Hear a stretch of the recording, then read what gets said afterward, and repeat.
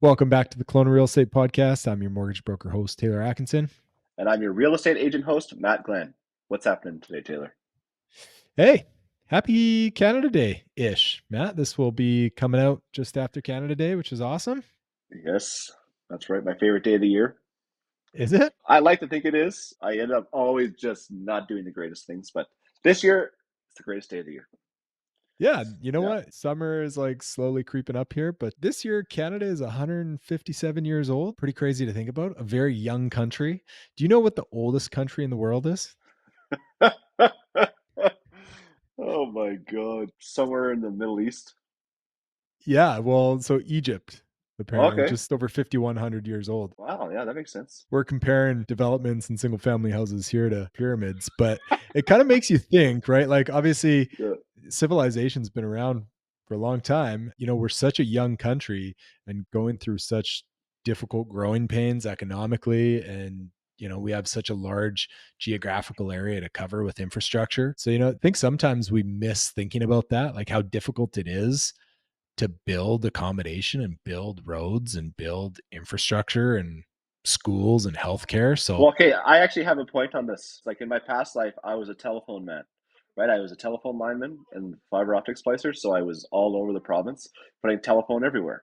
We have such little population for so much land, especially when you go any kind of way up north, that it's funny when you talk about cell service up north, like in the States, so like their cell phones are so cheap.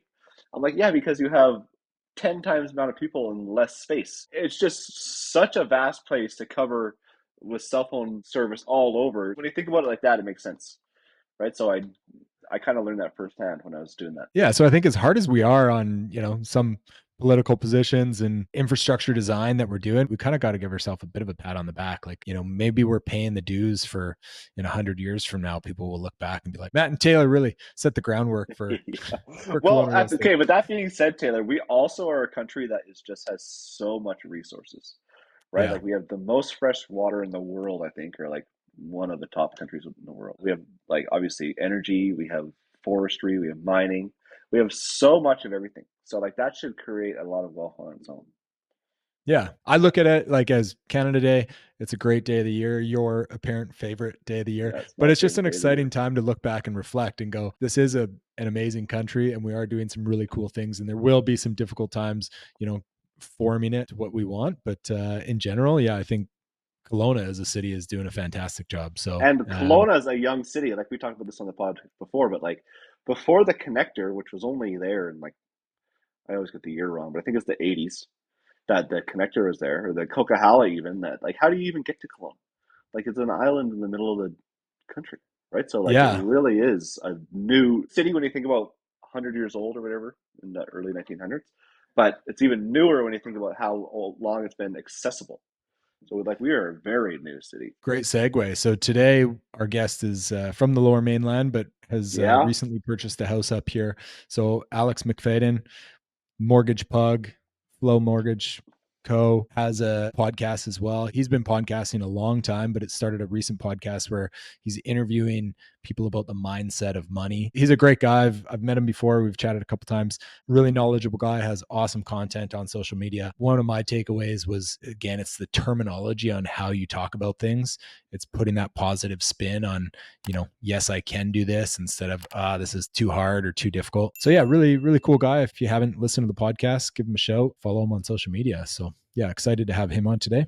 And we recorded that episode bright and early Monday morning. So we were all on our top of the game. Yeah. Yeah. Yeah, that was a fun one. He was a great guy. Yeah. Super inspiring. This episode, like every episode, is sponsored by the best brokerage in town, Century 21 Assurance Realty. That's where I hang my hat. That's where I've always hung my hat. I love working there. I love selling from there. So if you're a buyer or seller that wants to hire an agent, I would recommend calling myself first. But if you need another opinion, Century 21 is the place for you. Well, my wife second, and then anyone else at Century 21. Yeah. Well, happy Canada Day, everyone. Enjoy the show. It's a good one. Okay, welcome to the show, Alex McFadyen. Thanks for joining us Thank you, sir. in Glad the to make it. in the studio in Yes. Kelowna. Only way to do it. Yeah, awesome. Glad to hear that you're in Kelowna. So you're moving here, or you're on your way, or splitting your time, or like what's your story there? Yeah, so we just bought a house, closed on a house, and took possession over the weekend. Our intention is to split our time between the Lower Mainland and the Okanagan. You know, we talk about creating a life that you love, and a couple years ago we discussed making the move up to Kelowna, made some offers. Yep. They didn't work out at the time, and then this year we said, well, what's stopping us at this point right now? And the answer was nothing. It was us that was stopping us. We just needed things to be right and have the right time. It just worked out perfectly. And really, from a work perspective, you know, we looked at it and said, well, I work remotely. I don't typically meet clients in person, but I can go back and forth. It's a 3-hour drive. That's a good drive from Chilliwack to Vancouver. And people do that every single day, right? Yeah. So just wanted to enjoy a little bit more life outside, and especially these summers. It's beautiful. Yeah, that's kind of our first question, how we connect with our listeners.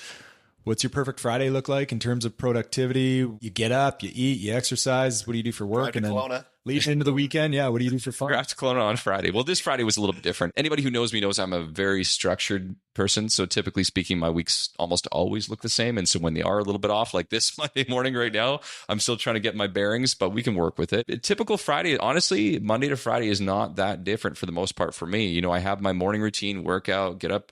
I used to get up at 5 a.m. every single day. I used to subscribe to that. I realized that my body clock just didn't work with that. So I pushed it back. I'm about 5:30. That's where I'm at right now. Amazing. I get up, hang out with the pugs for a little bit, which is my thing.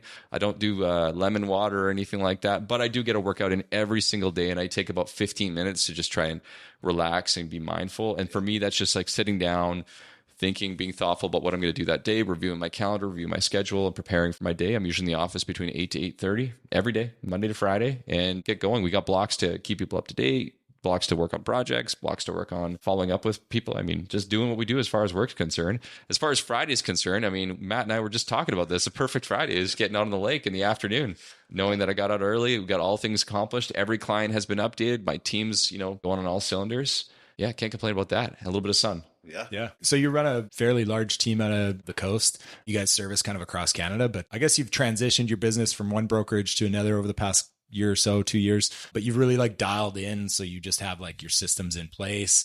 What gives you like the best feeling out of the mortgages industry? Like what gives you kind of the most energy? Feeling.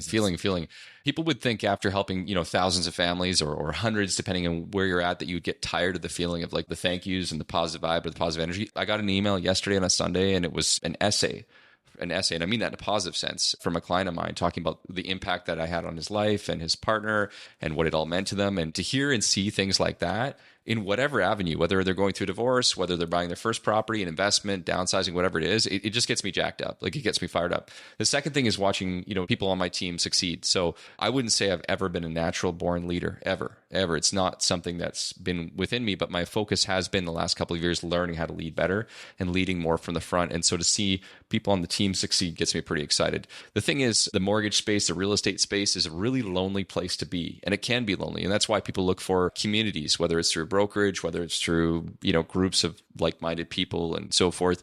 When you create a little team, you can still be on a little bit of silo. So you have to really learn how to create a family, so to speak, out of there and learn how to give back to those people. But by doing so, the impact on the client is insane. Like when I get emails, typically it's not just, hey, Alex, you did this. It's Alex, you and you know, this person did this, and it's a cool experience. So just genuinely love seeing that pull through and just the growth of people around me. Yeah. Yeah. You can definitely see that through your business. So you've done a ton of podcasting before. You've started another podcast. You've got about 40 episodes out there. Can you tell us a little bit about that? Like from my perspective, it looks like you're trying to find out people's relationship with money. Talk to us about that a little bit. I genuinely believe that most Canadians wish they understood how money worked better and wish they had a better relationship, but they don't. I don't know exactly why, but I think the psychology of money in maybe North America, but specifically in Canada, has always been relatively negative. And, you know, I was brought up by a, you know, blue collar family.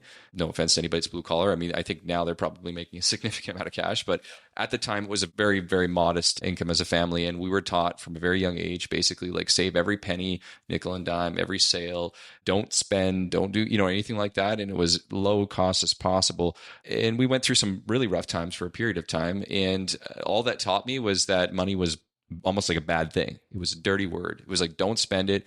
Don't let go of it. Hold on to it. be careful. And that creates a really, really negative mindset around money. And that carried me up until, honestly, even a few years ago, like just little remnants of that. So I think I became more and more fascinated about that in the last couple of years when I met more and more and more people who have this mindset of scarcity, but you can tell that they want to understand how to change their life with the different types of tools that are available. Now, it doesn't have to just be mortgage and real estate. Obviously, that's a tool that we use every day, but there's different ways to do it. And so the podcast was, my intention originally was just to educate people about the different things that real estate, money, mortgage, the things that I learn about on a regular basis, and try to understand the different elements that people can use and the different tools that people can use to put themselves in a better situation.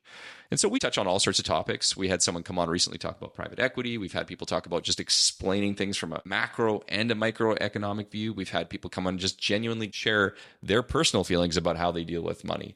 And I think the answers have been really cool because they're always really genuine. They're real. Like there's not much hiding it. And it's cool to be able to actually impact people's lives from that perspective because it's almost like a switch. Once you flick it, it changes your life. It feels like there's always been a taboo of even like talking about money, and now it's people like you and podcasts around are kind of opening up the conversation where you just don't ever mention money, and then how are you ever supposed to learn, right? So now it's becoming more in the open. Yeah, I mean, the fear of talking about money is real. Like if you think about a lot of our millennial clients, there's a lot of let's say, for example, first-time buyers whose parents, dads get in the fold. Yeah. And the first thing is, if you think about, Taylor would probably appreciate when I say this, is like dad doesn't want to give you his information. Yeah. He doesn't want to share his bank accounts. He doesn't want to share his all of these types of things. And you're like, why? What's the reason? You're just from a genuine understanding perspective. And the truth is they just always nervous about what you could do with that information, thinking that you're not going to help me, you're going to hurt me. And I think that perhaps that's the way, unfortunately, our industries have been in the past, is let's take advantage of people. And so we're trying to shift that perspective to say, there's actually people out there who want to help and want to teach how to use these tools. You just have to be open and willing. And so, yeah, you're right. I'm finding a lot more people who are open to that. Yeah, it's kind of nice, actually. Yeah, I agree. Yeah. So in your conversations you've had with people, what separates the good from the bad, the good from the great? Who is classified as successful when we're speaking about money? Yeah, I mean, I think success is defined ultimately by the person. Like, I can't unequivocally say that you are or are not successful. It's like, how do you feel? You know what I mean? And in terms of what someone else might perceive, okay, is success having the ability to have a Ferrari or a McLaren and have a, $5 million home? If that's success, then sure, that's one thing. But I also meet people on a regular basis whose their success is being able to spend, 30 hours working and the rest of their time hanging out with their kids while they're growing up and enjoying every single minute of that life, right? Time, freedom. Yeah. So, I mean, I think to your point, and this is actually something that I've gone deep on myself, so I can speak to it pretty openly, is like success in money isn't defined by what someone else's success is, no different than business. Like it's the exact same thing. But the common, I say, traits that I would see is that genuinely most people have an understanding or at least a fair idea as to what is important to them. Like, what is it that's important to you? Is it the time with the family? Yeah. Is it like, in this case, maybe it is the McLaren, man. I want that. Like, that's important to me. Okay, cool. Whatever it is, there are different things that are important for different people. And the people that I would say that are quote unquote most successful financially have a clear understanding of that non-money related thing, right? That time or that object or whatever that thing is. And the second thing that they typically do is they usually have a very clear understanding of where they stand. They know where they stand at this time right now. Okay, so I know, what assets I have. I know what debts I have. So just like a net worth, they have a clear understanding just at the end of the day as to where they stand right now. They also invest in what they know and what they like. So they don't typically invest into stocks if stocks aren't something that they know or they're comfortable with. Maybe they invest in real estate. Maybe they invest in a business or multiple businesses. At the end of the day, it's almost every person that you meet that is successful, they have a primary focus and they go really deep on that. It doesn't mean they don't do the other things as well, but perhaps they find someone else to help them in those different areas, which I found really interesting. Not surprising, but interesting. Yeah. I mean, there's a lot of good points to unpack there. And I've been saying this a lot too, is like, you need to find out what you're passionate about, what you want to educate yourself about, what you're interested about, and then invest in that and you'll be successful. Because I do have a lot of clients and they're like, should I buy a rental property? I'm like, I don't know. Do you want to? Like, do you want to be a landlord? Are you interested in it? Do you want to do some due diligence? Because if you're not, then it's not the right asset. Like, obviously, Matt and I, and you as well, probably think like real estate is one of the best wealth building, assets you can get into. But if you're not going to pay attention to it, you're probably not going to do very well. And I think it was Warren Buffett that, I'm not going to say his quote, but it was like, you shouldn't diversify. You should find out what you're interested in, because why would you diversify if you're making more money in one asset class than the other? And I think that's a mistake a lot of people are doing right now, is maybe I should diversify. Maybe I should get into crypto and stocks and whatever. It's like, well, do you know anything about those assets? So just find out what you're interested in. But yeah, having the time balance for me has been the biggest one, I think. And, having recent kids is a huge reason behind that. Yeah, right on. So the people that you've spoken to over the last 40 shows, are they all throughout BC, Canada? Like, where are most of the guests coming from? Yeah, all over the place. Like, I started with a few people that I appreciate and I know really well in the local business community, Vancouver and surrounding areas. And then since then, we've expanded to some guests from Eastern Canada. Bruno, who's the president of RMG there, or president of sales, great guy, one of the best guests. So reach out to him if you can, or if you haven't already. And I don't remember. There's a whole list of great people's names. I feel bad if I said a whole bunch and then I didn't. So you got to go check out the show to find out. Like the Oscar-winning speech. Yeah, this kind of thing. The funny thing is, I found that in some situations, the people that no one knows often have the most interesting and best messages. And that's partially because I imagine they don't really have any preconceived ideas as to what they should share or not share in some situations. And because you've never heard their story before. So beat the same drum on every show. Yeah. Sure. And there's nothing wrong with that by all accounts. I think there's some incredible speakers out there who just go knock it out. Like, who John Maxwell is, I'm sure. If you don't, look him up. My wife and I drove from Lake Country to Summerland last night, an hour-long drive, and we listened to a 1-hour podcast with John Maxwell, who I've listened to 100 times before. And he just kept hitting it one after another, gold after gold after gold. So it doesn't necessarily mean it's a bad thing to hear the same thing over and over again. It's just got to be said in a different way. So you connect with that. Where do we go? We just go and try to find people who have success in one part of their life. Obviously, a lot of what we do is money and real estate related, so we tend to focus on people who have that type of background. But I had a gentleman recently who most people probably don't know from a personal perspective. His name is Austin, and he's got a background in hockey. He played hockey growing up, but his dad built an incredible business off of flipping, basically, to start, and then they learned how to do multifamily, and then they learned how to do larger acquisitions, and then they learned how to fund large developments. And he grew up in that environment. So, in his mind, he might think, I don't really have much to say, but the reality is he grew up around this. Yeah. And there's so much to learn from someone who is just around this all day long. They don't even know sometimes what they're saying. Yeah. All sorts of different fun stuff there. That's such a hard piece to pull out of your own mind. And we've had this on the show before where you're talking to someone and we think just like the general knowledge that we know in day to day, everyone knows. And it's probably like Austin, right? He's just like, yeah, multifamily is just easy, cap rate, NOI, whatever. But like to explain it, blowing everyone's minds, but to him it's just every day. Yeah. So yeah, it's quite a talent to be able to like dig into yourself and find that. And you're probably finding a similar thing like building a team, right? Like how do you communicate? I'm probably a terrible communicator, at least my wife says that. But it's like you just think people know what you already know or what you're trying to talk about. So I guess when we're talking about building your team, what are the most important things for you to like be able to scale? Because we've talked about this on the show as well. Like you said, it's a lonely business. Do people scale? Do they build a team? Like, especially for real estate agents, do you want to have that partnership? How have you implemented it over the last couple of years? I'm going to answer your question, but I want to go back on something you said about communication, because you would never have believed in a million years growing up that I would ever be someone who speaks and talks and communicates and does video for a living, because I was the last person who would ever want to do that, ever. I know this is not answering your question, but I'll get back to it. But one of the reasons I started doing YouTube videos in 2015, I started doing YouTube videos, was because of the fact that I was not very good at communicating and I didn't fully understand things. So I said, okay, well, if I have to learn this to teach it, I'll probably be better at it. Now, for the most part, I just looked really awkward. Yeah. But for some reason, because there weren't enough people doing it, people gravitated towards it, which was fantastic. So to your point about communication, the fact that you guys do this podcast day to day, not only are you talking to different people and picking up points left, right, and center, but you're also learning how to communicate. So kudos to you, first off.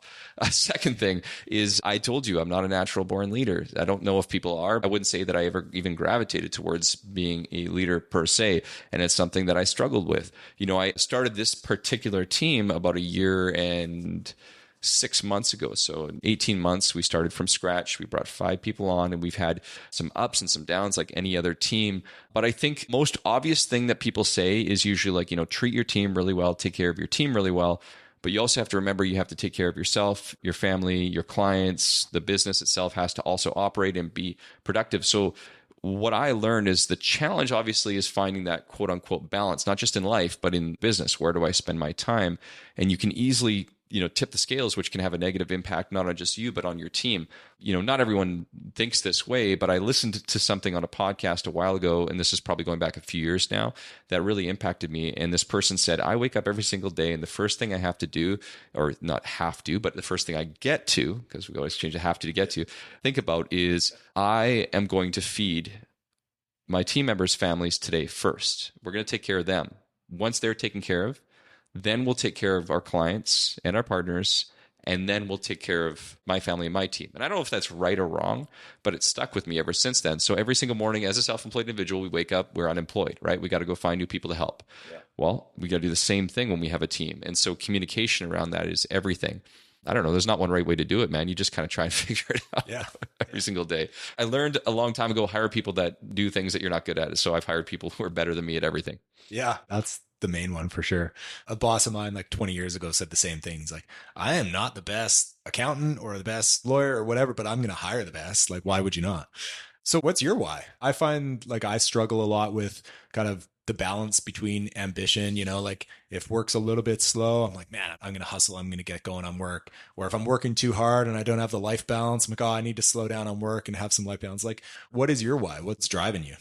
So you ask yourself this, well, I don't know if everyone does, but I ask myself this question on a regular basis. And I didn't think this was okay for a long time. One thing I learned is that it's okay to change your why. I was stuck on a why for a long time that it wasn't superficial per se, but I just was drifting away from it. I don't have a lack of motivation at all, but I didn't realize why like my internal drive wasn't feeling right. Like I just didn't feel like I was in sync for some time until I had a chance to recalibrate. And so something that I try to do to stay somewhat grounded is every few months or so, I will sit down and I will write, I reflect. I don't do a daily journal like a lot of people do. Maybe I should, but I do just random writing. When I take time, it's usually once a quarter, and I'll write down a variety of things that are my whys. So to answer your question, it's no different than anyone else. Like I love my wife. I love my family. I want to take care of them. I want to set myself up in a position where I love what I do, but because I love what I do, I can do things that I love to about them as opposed to the things I don't really want to do all the time. And I know obviously you have to do the things that you don't want to do to get to the place you want to be, but I know winding back around that web, I want to make sure that I have a choice. I want to have a choice to be able to do those things as opposed to a need or a desire. Because then if you need something, you're desperate and it smells like you're desperate, right? Like, not to put this into the real estate industry per se, but let's talk about it. 2021 and 2020 and even portions of 2022, many people in the real estate industry, mortgage, realtor, appraiser, home inspection, basically it was just a funnel. You couldn't stop the business from coming in. You didn't have to really be great at what you did. You could be, but you didn't have to be. And the business would just come nonstop, right? And the moment that stopped, 6 months later, there were a lot of people pretty desperate. And I've seen some wacky things happen in the last year that I'm not comfortable talking about on air, but they shouldn't happen. And it reeks of a need. Like, I need this. If I don't get this deal, like something's going to happen or something bad's going to happen. And that puts people in a bad position. So my personal feelings on, maybe this isn't the answer to your question, is I just don't ever want to be in a place. And part of that's obviously a perception and a feeling, but I don't ever want to be a place where I need something. I want it. Yeah, I agree with that. A few years ago, like I got a lot of autonomy out of my life and a lot of free time and a lot of stillness. Yeah. Before kids, obviously. But like I found like I was making the most amount of money and doing the best in my life when I was able to just sit down for 30 minutes and not think about anything else. So I think that's kind of hand in hand to that point, is like, you don't need, like, if you're daily grind and you got to work 50 hours a week, I mean, obviously nothing against anyone that's working 50 hours a week. We've all been there. But like, if you're able to step back and like make space in your life, opportunities will present themselves that you can kind of capitalize on. I don't know if you want to say unfortunately, but I typically do work 50 hours a week, and sometimes more. Most weeks, not every week, but in a lot of weeks, in a lot of situations, I don't feel upset about that. I don't feel like I have to work, I don't know if I can swear on your show or not, but like, I got to work. Yeah. 50 hours. Ron Butler was on here. Yeah. Oh yeah. Yes. So it was every 60 seconds. Yeah. I didn't feel constantly like I have to do this on a regular basis. And if I ever got to that point, like right away, I catch myself, and shout out my wife, Sarah, on a regular basis, because she catches me all the time now too. And she'll help me out, like correct me.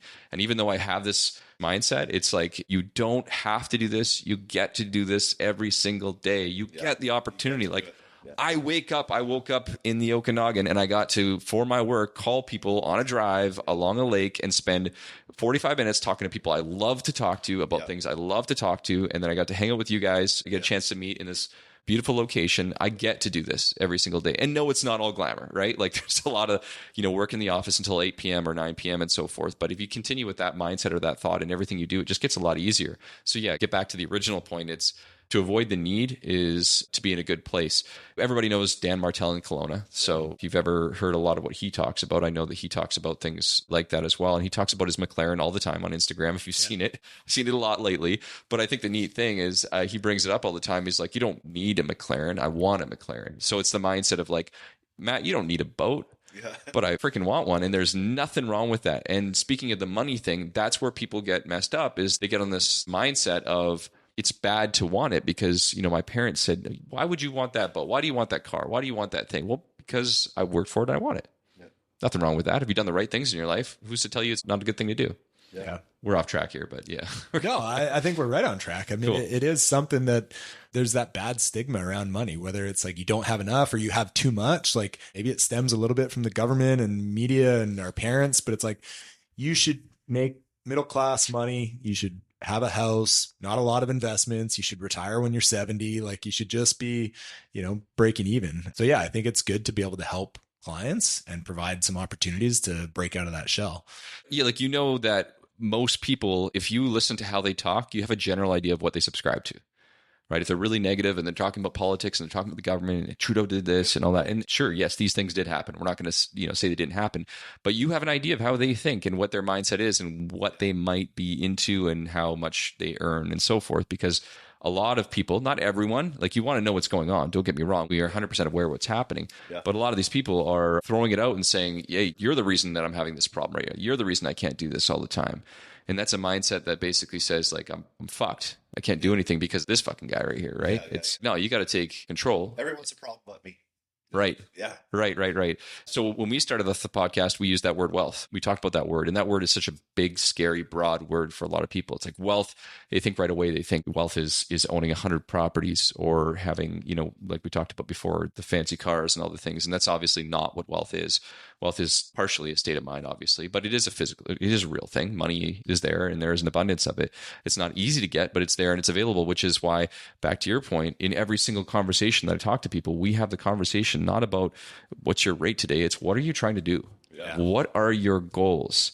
Why are you trying to achieve those things? And not to push people into an uncomfortable zone because not everyone wants to talk about that. Maybe they just don't have the answers right away. But the goal is to help uncover that information, to say, hey, you didn't go buy a truck just because you wanted a truck. Maybe you did. Maybe you did. And then we just find out that that's the case. But maybe you got a truck because you need to haul around your tools because you just started a business, or maybe you got to haul that new boat that you just got, or whatever those different types of things are. It's the same thing as someone buying or refinancing or restructuring a mortgage. They're not just doing it. They're doing it because the payments were so high that it was causing a negative impact to their life, which hurt their marriage, which hurt their relationship with their kids. So it's not about the rate.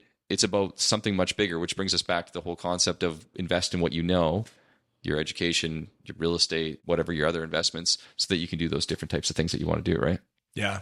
Well, for real estate, like where are you seeing the opportunities right now in terms of investing across Canada, locally? What excites you? Ooh, what excites me? Okay, well, to start off with, I don't know a lot about what's happening on the East Coast other than hearsay, like PEI or New Brunswick. I mean, I see it, but not enough to know. So I'm not going to speak too much about that side. So we'll speak mostly from the West Coast. And I'll talk specifically more so about what I'm seeing people do effectively and then just what I think makes sense or what doesn't make sense. First and foremost, I talk about it all the time on my social media, so I can talk about it here, which is I think land, number one, is the most obvious and best play that anyone can make right now. Now, it's not just buying any land anywhere, right? Buying, 20 acres outside a 70 Mile House, no offense to 70 Mile House, but that might not have the immediate return that you're hoping for. Whereas if you can buy a subdividable lot in, let's say, an area outside of Vancouver like Chilliwack for a really good value, hang on to that, rebuild that in 5 or 10 years when that market explodes again, then you might be set up for a better position. Plus, those properties can typically pay for themselves or at least somewhat cash flow, or at least they were a few months ago, right? A lot of people are concerned about the tenancy laws and what's happening in BC and the impact of that on rental properties, in which what that's done is it's caused like this mass sell-off of like condos and rental properties and so forth, partially because of the taxes, partially because of fear of the tenancy rules and so forth. But what that's also done is it's created a ton of opportunities for those who are landlords who want to remain landlords. My personal and professional opinion, yeah, you still have to deal with the crap of the tenancy rules. But if you're professional about it, if you know what you're doing, then you're going to be one of fewer people out there who are actually renting out those properties that aren't just government mandated condo buildings. Yeah. Not to say every condo is a bad investment, but given the opportunity, that's not my first choice. I like the idea of controlling the land, having the opportunity for future growth or redevelopment, maybe 10 years down the road. And just generally speaking, knowing that I have something that cannot, like, there's full control. You know what I mean? With the exception of whatever the government does. Yep. Yeah. There's a couple things I want to take out of that. So Patrick Fancy, we've had him on before, President of Rain. He put a post out, I think it was last week, and he had a chart on rental properties, condos, and then single family homes and, you know, the percentage that they're building. And single family homes is like absolutely flatlined. Yep. And I think that goes back to owning land. Like they are not building $800-900 million homes. They're focused on purpose-built rentals and condos. Density. Yeah, and density. So that goes to say, like, if it's just purely supply and demand, we're probably going to see some good opportunities there in terms of value increasing. But it's like a lot of people need to be able to weather the storm. So maybe you mix and match your portfolio to have some cash flow to be able to afford those. It has to be accessible to you to be able to make it happen. But there are different ways to make that accessible. You can go to different regions and look. Mm-hmm. It doesn't have to be in the Lower Mainland. It doesn't have to be in the Okanagan. You can go to Alberta, which has gone crazy. Just be smart about where you go because that train will eventually slow down, right?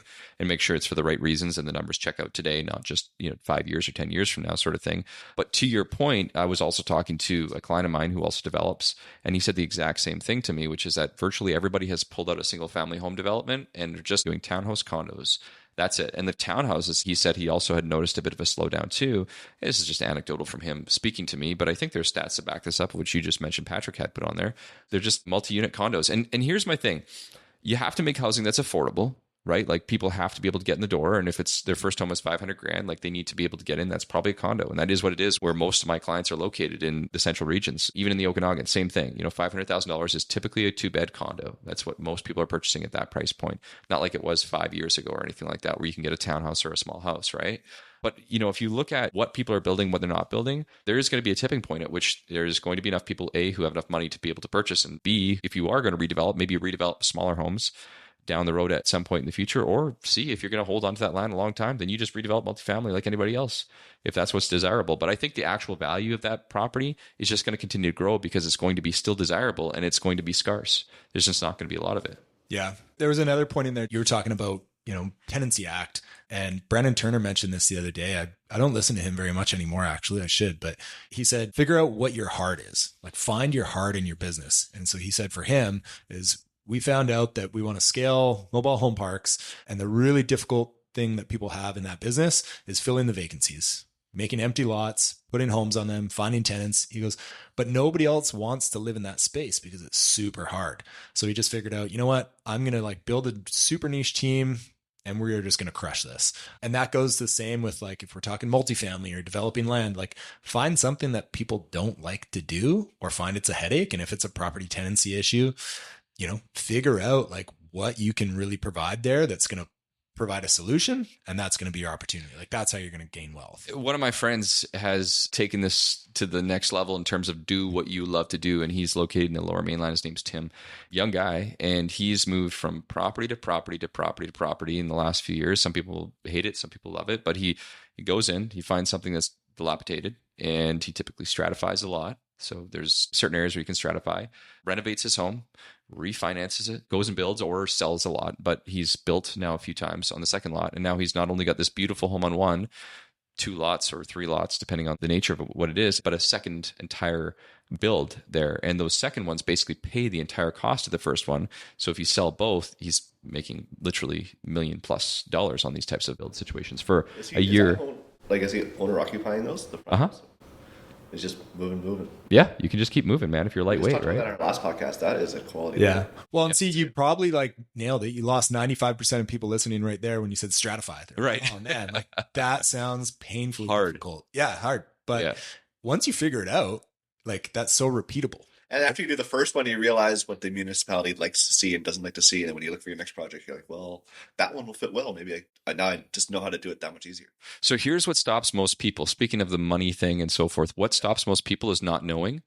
But if they just remember one thing, if you just ask someone, they will tell you almost always, or they will give you the name or the number, or if you ask for it, of someone who knows. And then if you keep going down that web, like think about your podcast, you just ask someone, hey, would you like? And I would imagine most people will eventually say yes, right? Hey, I'd like to share. I'd like to help. An example, because that's exactly how this has worked. Yeah. Well, and it's so true. Like you go to somebody that's subdividing their property right now in this neighborhood. Hey, how did you do this? They're not going to shut the door and say no. They're going to be like, hey, come on for a cup of coffee. I love talking about this. I continuously talk about. Here's how I failed at it. Here's how I was really successful. Like the curtain just gets pulled back. Right? Yeah. So you're right. Like people are scared because the fear of failure, but somebody else has already made those failures. So just lean on them. I talk about this all the time. As a real estate agent, I was like, everyone loves talking about their house. And a project like that, you're right. You ask them about it, it'll be open book in about 2 seconds. Yeah, I'm the first person to admit, and I totally don't mind. A lot of shit I don't know. There's a ton of stuff I don't know. Yeah. And all I do most of my day is I just reach out to people and ask questions. Like that is a big part of my business and what I do. Hey, how do I do this? Good question. I'm going to go find somebody who knows, and then I'm going to teach you how that works, or at least connect you with that person so they can help you with it, right? Yeah. Like client reaches out to me and said, hey, I want to buy X type of property in Edmonton. Perfect. I'm going to find somebody who knows about that. That person teaches me and explains to me. Now I'm going to connect you to, you're going to talk about it. I know that seems like a very simple example, but that is a perfect example because at the end of the day, there's always someone that's connected to you. Like Matt, if I reach out to you afterwards and I say, hey, can you introduce me to someone locally who knows how to build coach homes? Yeah. Would you know somebody who knows how to do that locally? Definitely, yeah. Perfect. There you go. So I'll call that guy and then ask him how he did it and he might tell me. Yeah, exactly. What's stopping us from doing that? Yeah. Nothing. Exactly. It's crazy. It's crazy. The wealthiest people you meet, the smartest people you meet are always the ones who want to share the most too. Yeah. It's so true. Like I learned that when I became an agent, but then when we started this podcast, we really learned that, right? That people just like to talk. Yeah. Well, if there's one thing I'd like anybody, I'm not going to shut up here then. Okay. Yeah. Thanks, Matt. Yeah. If there's anything I'd like anybody listening this to do after this episode is to simply reach out to either you guys, myself, anybody else for that matter, and ask a question that you're afraid to ask. And I bet that whether myself, Taylor, or Matt, any of you guys, we do or do not know, answer the question, we'll answer it if we know, or we'll find somebody else who can without even thinking about it, whether you're in the industry or not. Speaking of which, we're in the same industry, right? Yeah. There's just so much thought out there that, like we started off the show, abundance, there's too much scarcity, right? Yeah. Like that person's not going to tell me because they know the thing, when they're probably the perfect person to go and reach out to and ask the question. And if you ask that question, I mean, maybe there's somebody who's listening to the show that's like, oh, I actually didn't think about land that way. Maybe I should consider that instead of buying, X thing. But back to your question about the investment side, you asked me the question. Let's go back to you. Where's the opportunity? Yeah, I agree. I think single family homes, principal residence, avoid capital gains that way and subdivide the land because it's still your principal residence. Follow what the government's trying to do in terms of, hey, if there's grants for basement suites, like look at the flow of where things are going and try and get there a little bit before everyone else. Don't wait to see people be successful in that market. Like purpose-built rentals, I feel it's a little saturated now. Don't just do it because everyone else is doing it. Find out what makes sense and go that way. So fair points. What about yourself, Matt? Again, we just talked about this in the last episode, but I think because of the glut in condos, I feel like for first-time homebuyers, this is a perfect year to get into a condo. Not only you can get a good price, I'm actually working on a couple of deals right now, but you can get a good price, but you can go in, get a furnished condo because a lot of them are Airbnbs that are just off the market now. So they're selling them furniture in. So in first-time homebuyer that has nothing, there are opportunities right now to take advantage in Kelowna for sure to do that. Very cool. Very interesting. To circle back a little bit to what we were talking about, I think also people love giving referrals. Right? Like if someone says, hey, do you know a good floor layer or whatever it is, people are like excited to make that connection. So that's the other, like if you're going to ask the question and somebody doesn't know, you're going to still get an answer that you want out of it. So you were like on it with YouTube, social media. Like, do you time block or like how do you come up with your topics? Like, can you talk us through your yeah for a friend yeah. Right Taylor, get your pen ready. Yeah. All right, so I mentioned before, I started YouTube originally because I wanted to learn so that I could teach, and it worked in my favor because I kept getting better and understanding. And most people know me from Instagram. I guess that's just a place that I spent a lot of time. But the podcast thing, because I had a previous podcast before this I did for 4 years almost, right? So we hit over 200 something episodes and then started this other one. So after 250 episodes, not only did I learn a lot about the conversational piece, let's get back to the question about the YouTube piece. First thing is I always time block everything that I do in general, specifically when I'm recording. So I still to this day typically get my videographer to come out, but a lot of times I'll record on my own now. And we'll usually do a Saturday morning for about 2 to 3 hours, and we'll bang out anywhere between 3 to 4 YouTube videos. We'll usually do a couple of videos, maybe direct to my clients or evergreen for some type of training purpose, and then we'll get about 10 to 15 short form videos done in one shot. That's usually in about 2 to 2.5 hours, depending on how much brainstorming we do. Because sometimes we sit down in the beginning for 30 minutes and we just look at things and we'll say, okay, this didn't work. This didn't work. What do we do different here? Did we hit on this one? What do we think about this topic today? And we spend that 30 minutes usually brainstorming first. And then we usually go for about 2 hours, wrap up. And that's pretty much it for the week. Personal time outside of that is just I'll post all of my own Instagram content, but he posts the YouTube and schedules it up and the podcast and all that kind of stuff as well. So on a weekly basis, about 2 to 2.5 hours of content creation, but sometimes only bi-weekly. Like we didn't film last week. It was a week and a half, 2 weeks ago now that we filmed, but we've got enough content to keep us going for about 3 weeks time at this point right now. Maybe more at this time. It just depends. That sounds like a totally doable thing for people to do. Right? Yeah. Like spend a few hours a week. You have content for the whole week on multiple different platforms. Yeah. Obviously, you're doing something right because you're everywhere. Yeah. I feel like too, also the time that you spent over the years, like you've obviously learned the do's and don'ts of that. So you can also see, like talking about investing in something you're passionate about, like you can see you like it. Like you get energy from it. Yeah. So yeah, it's not for everybody for sure. But like you can tell if someone likes what they're doing and they feel they're adding value, like you're just going to double down on that. And that's like obvious with you. I look at it like this. If someone didn't have a videographer, someone to help them, it's a no cost platform for you to reach out to people on a daily basis that you want to help anyways. I love helping people with, creating wealth through real estate, whether they're first time buyers or investing in that single family or something else for that matter, right? That is what I'm passionate about doing. But the way that I can do that is by connecting with people through these online platforms. I learned to enjoy doing that too, because it's like a different challenge. It's not easy.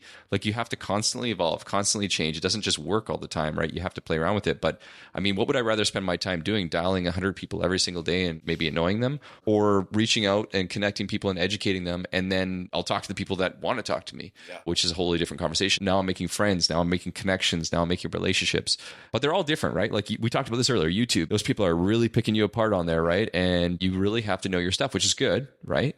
But it can also be a little bit daunting at first. Long form. So some people are really comfortable with that long form. Social media, Instagram, you have to hook people really fast. And most people that are on there are not interested in mortgages right away. Like you got it good, Matt. Come on. You can show some, beautiful luxury mansions or some sexy houses or some complete messes. And they're like, that's cool. That's interesting. And we got Taylor and I over here like, here's the rates again, guys. Like what's going on? But I'm fascinated by that stuff. So I'm okay talking about it, but you're right. Yeah. Like, I agree with you though. Like I totally geek out to a point. And so yeah, you got a group of people get to know you. And I think that if we bring it back to the beginning, like, okay, so we got the time blocking, we put that piece out there. You don't spend too much of your life. Anybody can do it. Any real estate agent, any mortgage professional, any accountant. I'm shocked that more accountants don't do it. Even if I'm not really into it. Like, come on, the opportunity is insane for an accountant, right? Like, I don't know enough about accounting. I go on YouTube all the time for accounting questions. Yeah. Well, so shout out to Kelly Moody. He started a podcast and his content's awesome. Is it? Yeah. Okay, cool. So, I'll have to look it up. Yeah, have him on the show probably. We should reach out to him too. Yeah, he's legit. Anyways, there's a lot of opportunities. And the biggest thing that I would say is to everyone is like, you're the only version of you, right? Like you're the only version of you. Same thing around all of us. People are going to like you, love you, hate you, whatever. It is what it is. But the more you are, the more authentic you are in what you create and what you do and how you communicate, the better the relationship with the people on the other side, the better relationship you'll have with creating, said content. And the more you're going to want to do it because you're just chilling. You're not trying to make up something that you're not. And that's not sustainable. Like it has to be what you are. That's why you see my dogs on there all the time, because that's literally 50% of my life, as you know. Right? Yeah. I love that you said sustainable because like for a lot of people, me included, it's not sustainable to walk around with my phone out 3 feet in front of my face, talking at it all day long. Yeah. Like it's just not a sustainable practice for me to do, but doing one time block of 2 to 3 hours a week, that absolutely is sustainable, right? Like that's something I could definitely do. And I'm sure a lot of people could do that too. Yeah. So that's an awesome way to look at it. Yeah. Is your arm 3 feet long? Like that would be very difficult. Widescreen backwards iPhone. There you go. There you go. Something you said there, like like you, love you, or hate you. I would rather somebody hate me right off the bat. And that's why you kind of have to put yourself out there and be authentic. Yep. Like, why delay the process, right? That's If your I'm not, filter. if I'm not going to align with someone, I'd rather it be on day 1 instead of day 20 when we're removing subjects and they're like, oh my God, I hate Who is this guy? Yeah. Who is So this let's just pull the Band-Aid off. Actually, I agree with that too, because like there's nothing worse than being stuck in a relationship where you have to continue it because it's a professional relationship, but like Matt, I'm right here, man. I know. Okay, well, yeah, let's dive into the wrap up then. Yeah. Let's go. So if you could buy one property in the Okanagan in the next 12 months, what would it be? I already bought it, right? So I'm all right in the last 12 months. What else would it be? You know, I've been so focused on what I've been doing right now. I'm not sure that I've thought too much about what else I would do with this. Well, I bought a single family home on a nice piece of land with, you know, an area that's developing, in my professional and personal opinion. I certainly know that the property itself, after getting a nice facelift, will increase in value with the market itself, but a place that I can come and live and I don't know. I bought what I wanted to buy. So a single family home. It was great. Perfect. If you could give your 20-year-old self any advice, what would it be? Actually, a few things, funny enough. A lot of these conversations and questions are things that my wife and I reflect a lot. And when we're hiking or we're walking or whatever, we get a chance to reflect. And we had dinner last night and we were having this conversation about the things that I used to do or didn't do, or, you know, these things. She's got a way better memory than me. So she'll bring it back all the time. What would I have done? I would have trusted myself a heck of a lot more. I would have been less obviously afraid to go for it. And I certainly would have been more open-minded to communicating and meeting different people, like connecting with different people. I think I was really closed off, not to be a bad person or anything like that, but I just wasn't really genuinely interested in connecting and meeting a lot of different people. And that's been one of the biggest shifts of my life, is learning to meet and connect and understand and be open-minded to different people. So that's what I would have done differently. I bought my first house when I was 23. Maybe I would have bought when I was 20. I don't know. Yeah. What about a house instead of a condo? It was always 5 years ago. Yeah. How do you give back? Any charities? Yeah. What do you like to do that? Oof. Well, genuinely, I get asked about every single week for a variety of different types of donations and charities. And that's kind of what I've been living on, to be really honest with you, for the last little while. I've got a lot of friends who are part of some really, really cool charities. I don't know if it would be fair to try and name them all off, but for the most part, to be really upfront with you, I've pretty much donated to a variety of people who've asked me for their causes. So I haven't found one personal one aside from LAPS, Langley Animal Protection Society, that I dig, and anything animal related is usually my heart. I'm going to get a whole bunch of messages after this from people, but yeah, it's an interesting question. So my wife and I, again, I'm going to keep bringing this up. I should say it's all me, but we talk about it. And that was a conversation actually we had about a year and a half ago when we restarted this business. We weren't like flush with cash at the time. So it was like, hey, this is what we had done previously for either donating or charity or giving back and so forth. And we weren't in the position to do so. I couldn't find like the one thing that really connected with me. Like there's so many insane causes. So it's like, okay, I'll just go and support this. I'll go be part of this. I'll go be part of that. And then I think when you find something you're really into, you can go all in on that. Yeah, absolutely. How could Taylor and I and our listener help you? How can you help me? Yeah. Well, I think you can help me right now. Give me a platform to speak and talk to the people. But Yeah. if you want to drive anyone to the podcast, The Flow, Real Estate and Money Show, that'd be fantastic. If anybody wants to see the day-to-day, you can follow the Mortgage Pug online. You'll see Flow and the mortgage. I know, right? So my business is called Flow Mortgage Company. Yeah. I surveyed the team. They're like, we don't want to just be a bunch of mortgage pugs. So we're like, oh, let's think of something else. The Flow, the Surf. They thought about it. You know, it was like half and half. And I was like, all right, we'll find something else which You could have jives. been the Pug Pack, man. The Pug Pack. No, yeah, you're probably right. That would have been good. I'm going to like put that underneath. We'll see if the team picks that up, if the Flow thing doesn't work out. But yeah, follow me at the Mortgage Pug on Instagram, Flow everywhere else. You can find me, Flow Mortgage Co. So awesome. Well, thanks so much for coming on. And welcome to Kelowna, man. And Good. Thanks, guys. Just starting to fire off the weekend. Let's go. Hell yeah, let's go. Yeah, I love it. Awesome. Thanks, guys. Appreciate it.